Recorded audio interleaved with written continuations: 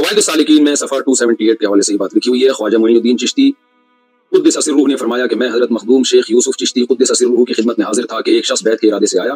خواجہ کے قدموں میں اپنا سر رکھا اور عرض کیا کہ بیعت کے لیے حاضر ہوا ہوں. خواجہ پر کیفیت طاری تھی. فرمایا کہ اگر تم کہو کہ لا الہ الا اللہ چشتی رسول اللہ تو میں تمہیں مرید کر لوں.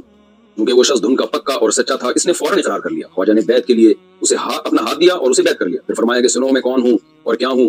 محمد رسول اللہ صلی اللہ علیہ وسلم کے دربار کے کمینے غلاموں میں سے ایک ہوں. کلمہ وہی ہے مگر میں نے تیرے کمال اور اعتقاد اور صدق کو آزمایا تھا. ان سے سبقت لسانی کی وجہ سے, سلپ آف ٹنگ کی وجہ سے انتہائی گستاخانہ الفاظ منہ سے نکل گئے. گستاخی نہیں کی, گستاخانہ الفاظ نکل گئے. اور ظاہر ہے جب نکلے ہیں تو وہ گستاخانہ ہے. اس کو تو ہم یہ نہیں کہہ سکتے جس طرح وہ ابھی تک باطل تعویلات کر رہے ہیں کہ یہ میری غلطی ہے, گستاخی نہیں ہے. بھائی گستاخی تو ہے, چھوڑے ہی کچھ نہیں تم نے بھائی. نہ اللہ کو چھوڑا, نہ رسول کو چھوڑا, نہ صحابہ کو چھوڑا, نہ قرآن کو چھوڑا. تو میں کیا ضرورت تھی اتنے بڑا فلاسفر بننے کی. اس ٹاپک کا تم لوگوں کو, تمہارے بڑوں کو بھی آئیڈیا نہیں ہے کہ یہ امی کو کس طریقے سے بریف کرنا ہے ورڈ کو. پھر تم جاپان کے ڈاکٹروں کے ساتھ نبی الاسلام کا کمپیریزن ایک غلط طریقے سے کروا رہے ہو. میں نے ہر چیز کا جواب دیا ہے, میں نے باتیں اس سے زیادہ سخت کی ہیں. اگر آپ میری ویڈیو دیکھیں 2.25 گھنٹے کی, تو میں نے مفتی طارق مسعود صاحب سے زیادہ سخت باتیں کی ہیں, لیکن ایک علمی ڈیکورم کے اندر. لیکن وہ انہوں نے کوئی خیال نہیں کیا. بعد میں معافی مانگی, پھر غیر مشروط مانگی. ابھی تیسری ویڈیو بھی آئی ہے اور اس میں انہوں نے ہمارا عقیدہ اڈاپٹ کر دیا ہے. چشتی رسول اللہ دکھا رہے ہیں, اور وہ جو انہوں نے امیج دکھایا ہے نا, وہ امیج میرے ہاتھوں کا بنا ہوا ہے. میں اپنا امیج پہچانتا ہوں. وہ جو امیج ہے نا, وہ آپ ہمارا امیج دیکھیں بنا ہوا, جو میں ہر ویڈیو میں ڈسپلے کراتا ہوں. سبا سنابل کا ریفرنس, کیونکہ وہ 2 صفوں پہ تھا تو وہ 2 صفحے میں نے جوڑے تھے. اس پہ ریڈ میں نے وہ ڈبا بنایا ہوا ہے, پھر پیجز کے اوپر بھی وہ ڈبا بنایا ہوا ہے. وہ ایگزیکٹلی وہی پیج ہے انہوں نے یوز کیا ہے. اچھی بات ہے. اور والے بھی ہیں سرکار, تھانوی رسول اللہ بھی دکھا دینا چاہیے. ہاں, اس لیے کہ دیوبندی بھی ان کے خلاف بنا رہے ہیں نا کلپ. صرف بریلویوں کو نہیں چپ کروانا چاہیے تھا, انہیں چاہیے تھا کہ یہ کہتے ہیں کہ بھئی تھانوی رسول اللہ کا بھی تو دفاع کرتے ہو نا, تو میری بھی تعویل قبول کرو. یہ انہوں نے کی غلطی ہے ابھی بھی. بال مفتی صاحب کو میں بتا دوں کہ آپ جو مرضی کر لیں, انہوں نے آپ کو معاف نہیں کرنا. سیدھی سی بات ہے. بہتر یہ ہے کہ مرنے سے پہلے اللہ سے ڈریں اور اعلان برات کر دیں اپنے فرقے سے. یہ ایک نیکی کا کام اس حوالے سے کر دیں تاکہ اپنے اسٹوڈنٹس تک تو یہ بات پہنچا دیں نا آپ, کہ وہ حق بات کو قبول کر لیں. جن کو خوش کرنے کے لیے آپ سب کچھ کر رہے ہیں نا, انہوں نے آپ کا ساتھ کوئی نہیں دینا. میرے علاوہ کوئی بندہ کھڑا ہوا ہے مجھے بتائے. جو بندی بھی جو ہوئے ہیں نا, وہ بھی اپنی مجبوری کو, اور وہ بھی کیا لولے لنگڑے طریقے سے کھڑے ہوئے ہیں.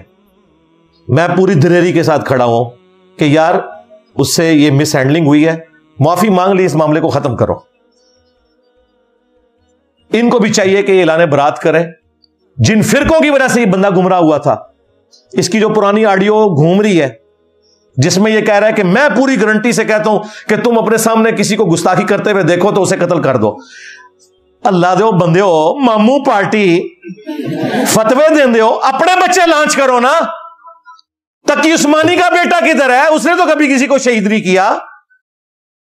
مفتی منیر کے کبھی کسی بچے نے توہین مذہب کے اوپر کسی کو قتل نہیں کیا. خادم رضوی کے دونوں بیٹے ہیں, سعد رضوی, انس رضوی, انہوں نے تو کبھی کسی گستاخ کو قتل نہیں کیا. لوگوں کے بچوں کو ورگلاتے ہو اور ان کی لاشوں کے اوپر پھر سیاست کر کے حرام کے چندے کماتے ہو. دین کے ساتھ نمک حرامی کرتے ہو.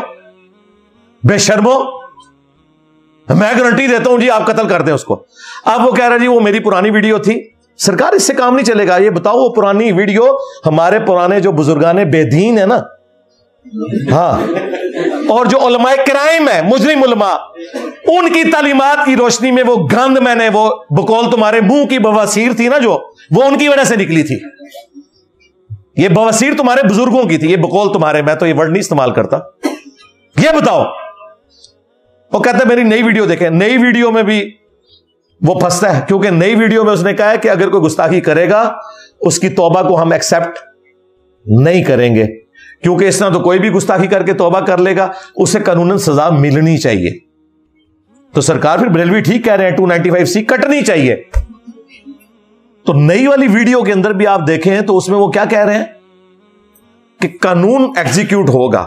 اللہ کے بندے یہ 295C اگر کٹ گئی نا تیرے اوپر اور یہ قانون ہو گیا ایگزیکیوٹ, تو اس کا اینڈ رزلٹ کیا نکلے گا وہ تمہیں بھی پتا ہے. یہ بات کورٹ تک بھی نہیں جانی ہے. کتنے پولیس آفیسرز نمک حرامی کرنے کے لیے تیار بیٹھے ہوئے ہیں جن کو تم نے اور تمہارے بزرگوں نے ورگلایا تھا. یہ نمک حرامی کے واقعات آپ نے دیکھے نہیں ہیں؟ کوئٹہ کے اندر ایک نمک حرام اپنی نوکری کے ساتھ اس نے نمک حرامی کی, پہلے استعفیٰ دے پھر تو یہ کام کرتا اگر تو نے کرنا ہی تھا. اس کے بعد عمر کوٹ میں سندھ کے اندر, تو آپ کیا سمجھتے ہیں 295C کٹ جائے کسی کے اوپر, اس کو حوالات میں جب رکھیں گے تو وہاں تو کتنے لوگ تیار بیٹھے ہوئے ہیں جنت کمانے کے لیے, وہ لوگ جنہوں نے پوری زندگی نماز بھی نہیں پڑھی. ہاں وہ کہتے ہیں اے نیکی دا کام اسی کر لئیے ایک, کیونکہ نماز پڑھنا تو مشکل ہے, اس کے لیے تو ایفرٹ پٹ کرنی پڑے گی. تو یہاں پہ تو کسی پہ اگر مقدمہ کٹ گیا تو آپ سمجھیں وہ گیا, چاہے وہ جھوٹا ہی کاٹا تھا. اس لیے میں نے مفتی صاحب سے ریکویسٹ کی تھی کہ بھائی آپ کینیڈا ہی رہیں, آپ ہاں پولیٹیکل اسائلم کے اوپر یا کسی بھی طریقے سے ادھر آنے کی ضرورت نہیں ہے, سیدھی سی بات ہے, یہ تو تیار بیٹھے ہوئے ہیں ادھر. لیکن یہ جو تکلیف اب آپ کو پوری زندگی کاٹنی پڑے گی اپنی قبر تک, اس میں سب سے بڑا اگر کوئی مجرم ہے تو وہ بزرگ ہیں, وہ بزرگان بے دین اور علماء کرائم یعنی مجرم علماء ہیں جن کی تعلیمات کو آپ لوگ ڈیفینڈ کرتے ہیں اور لوگوں کو ان کے احترام کا کہتے ہیں, کیونکہ یہ انہوں نے آپ کو پڑھایا تھا کہ توبہ قبول نہیں ہے. یہ آگ آپ کے گھر تک جو پہنچی ہے یہ ان کی وجہ سے پہنچی ہے. تو بہتر یہ ہے کہ اب جو ہونا تھا وہ تو ہو گیا, ڈیمیج ہیز بین ڈن. اللہ کے حضور مجرم نہ بنو, یہ میری آخری نصیحت ہے. میں نے اگلے دن لائیو سیشن میں بھی یہ بات کی تھی, وہ کلپ بھی اتنا اوپر گیا ہے اور یہ درد دل سے یقین کریں. آج بھی میں نے صبح کے ٹائم جو ہے وہ اسپیشل دعا کی مفتی صاحب کے لیے,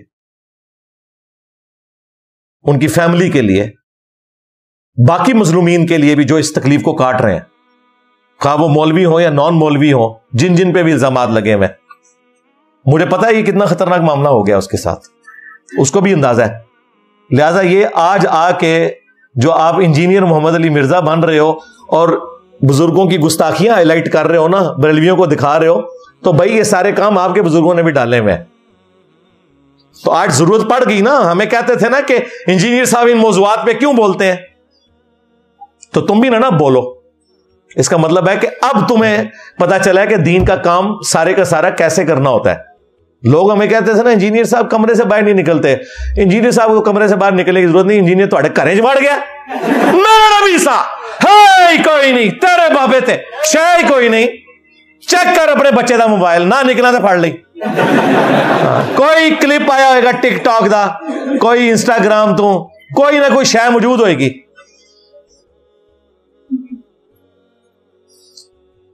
یہ ہمیں کہتے ہوتے تھے نا سارے. اب مجھے بتائیں وہ پاکستان میں کسی مسجد میں جمعہ پڑھا سکتا ہے؟ مسجد میں تو اذن عام ہوتا ہے, تلاشی لے کے آپ نہیں اندر داخل کرتے, اور تو سامنے جو بیٹھا ہو وہ شہادت کے درجے پہ پہنچانے کے لیے تیار بیٹھا ہو. ہاں لوگوں کو باتیں کرنا آسان ہے.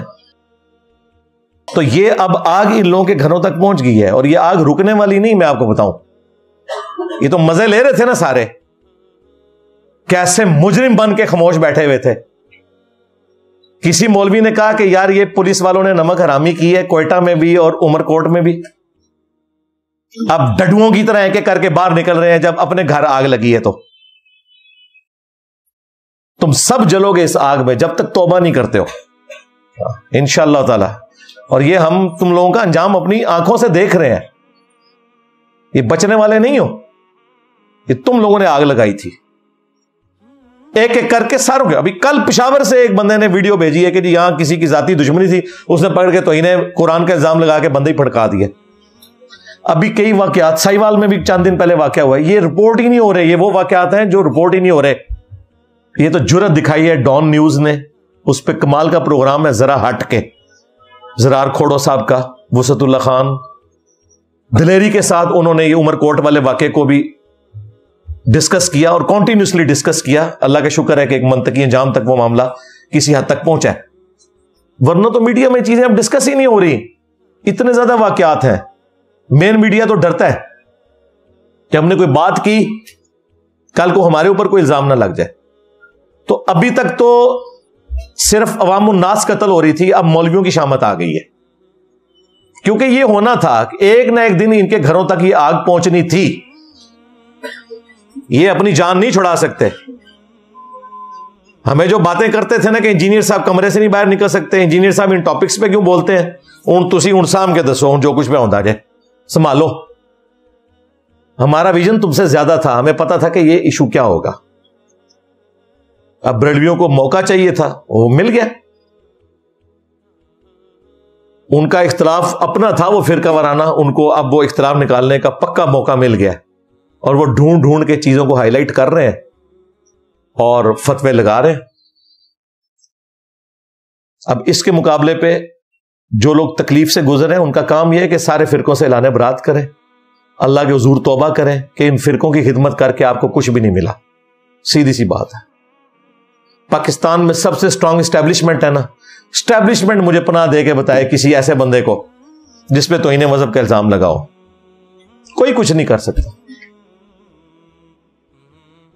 جب تک کہ آپ یہ جو میں ایکٹیویٹیز بتا رہا ہوں نا کہ 295C کے اندر توبہ کی شک شامل کریں, ورنہ یہ آپ کے اوپر ایک سمجھ لیں چیز مسلط رہے گی. اور دوسرا, جو لوگ دین کا کام کر رہے ہیں نا, ان سے میری ریکویسٹ ہے کہ پلیز دین کا کام کرنا آپ چھوڑ دیں. پاکستان میں دین کا کام نہیں ہو سکتا.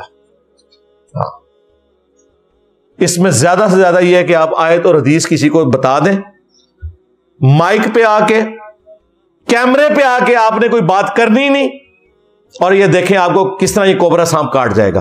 یہ پوڈ کاسٹ کے مائک جو ہے یہ کوبرا سانپ ہے, اور کوبرا سانپ وہ ہے کہ شیر جو جنگل کا بادشاہ ہے نا, اس کے سامنے بھی کوبرا سانپ آ جائے. آپ نیشنل جغرافی پہ ویڈیوز دیکھیں, کتنا سمجھدار ہے, وہ بھی دم دما کے سائڈ پہ ہو جاتا ہے. انہوں نے بھی نسل در نسل سیکھا ہے. یہ ہے تو اتنا سا, لیکن اگر اس نے ڈس لیا تو 40 منٹ کے اندر میری موت ہو جائے گی. اسے تو اینٹی وینم بھی کسی نے نہیں لگانا. تو یہ پوڈ کاسٹ کے مائک وہ کوبرا سانپ ہے, یہ اگر آپ کو ڈس لیں گے نا تو آپ پھر پلانٹ ارتھ سے باہر ہی جائیں گے. یہ توہین مذہب کا الزام لگے تو کیا ہے, مطلب دنیا سے تو گئے نا. اس لیے یہ جو چیزیں آپ لوگ کیمرے پہ بیٹھ کے کوئی علمیت جھاڑ رہے ہوتے ہیں نا, تو اس کو 2 دفعہ 3 دفعہ سن لیا کریں کہ آپ کیا ارشادات عالیہ ارشاد فرما رہے ہیں. ویسے تو پاکستان تو اب اس قابل نہیں کہ یہاں بیٹھ کے کوئی تبلیغ کرے, سیدھی سی بات ہے. راہ میرا معاملہ, میں تو کیا, میں تو چلتی پھرتی 302, سیدھی جی گل ہے. ہاں, ہم نے تو فیصلہ کیا ہوا ہے کہ چن چن کے کوئی بابا ان کا نہیں چھوڑنا. جس نے رسول اللہ کے ساتھ غداری کی ہے صلی اللہ علیہ وسلم, بالکل اسے اپنے علمی نیزے کی نوک پہ میں نے لینا ہے, چاہے کوئی پرانا ہے, چاہے کوئی نواں ہے یا آنے والا ہے. نہ بالکل جس نے کام ڈالا ہے نہیں چھوڑیں گے اللہ کے فضل سے انشاءاللہ.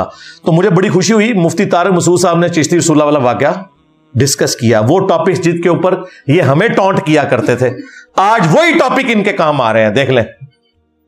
اور مجھے یہ بہت پہلے پتا تھا. میں 2009 میں جب دعوت و تبلیغ کا کام میں نے سٹارٹ کیا تو مجھے اندازہ ہو گیا کہ یہ میرے اوپر توہین مذہب کا الزام لگائیں گے. میں نے اسی زمانے میں اندھادھند پیروی کا انجام لکھا. دیکھیں, میں اس وقت سے مسلسل, پھر 2012 میں انڈیا اور پاکستان کے بزرگوں کے 19 گستاخانہ عبارات کا تحقیقی جائزہ مسئلہ 71B, مسلسل میں نے دیکھا یہ اس زخم کو کبھی ٹھیک نہیں ہونے دیا. چشتی رسول اللہ کو کھرچتا رہا ہوں, جیسے ہی ٹھیک ہونے لگتا ہے پھر کھرچ دیتا ہوں. اب کینسر بن گیا اللہ کے فضل سے. اب کوئی علاج نہیں, کیمو تھراپی کرا لو جو مرضی, میں کینسر بنا دیتا. یہ کیوں بنایا تھا؟ مجھے پتا تھا کہ جس دن میں نے انہیں خالی چھوڑا یہ میرے اوپر توہین مذہب کا الزام لگائیں گے. اور آج کیا حالت ہے, دنیا کو یہ سرٹیفکیٹ دیتے ہیں عشق رسول کا, اور اپنے عشق رسول کا سرٹیفکیٹ مجھ سے مانگتے ہیں. جی انجینئر صاحب ساڈے بزرگوں کو گستاخ نہ کیا کرو.